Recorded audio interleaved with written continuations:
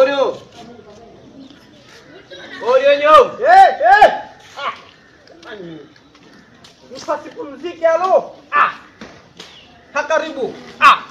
Mtu akipumzika dakika 5 tu majumbani mmoja mkikera. Muna nini lakini alo muda kutembelea wageni. Si muda kutembelea wageni. Muda kutembelea watu hamjui. Sasa mashidayo.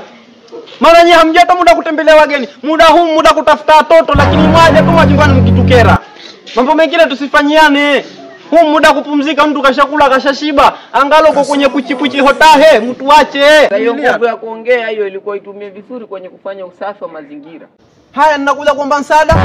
Lini ulosikia ninapita huko mitaani mimi natafuta msaada watu waje nisaidie kusafisha mazingira yangu.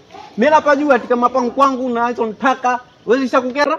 Basi sawa bwana. Mimi nimekuja kwa mambo mawili mpaka matatu.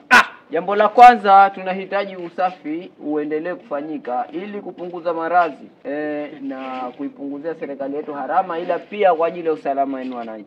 Alafu pia kuna swala la mchango wa fedha.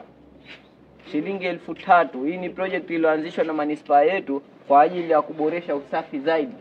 3,000. 3,000 1 2 3. Alifu.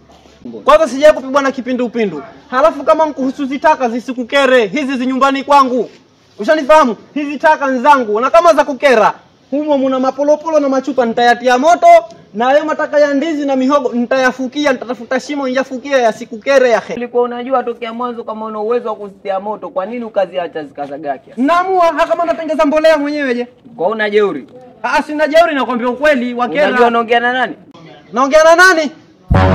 Kama huyo sala. Naongea na mtu kama watu wengine.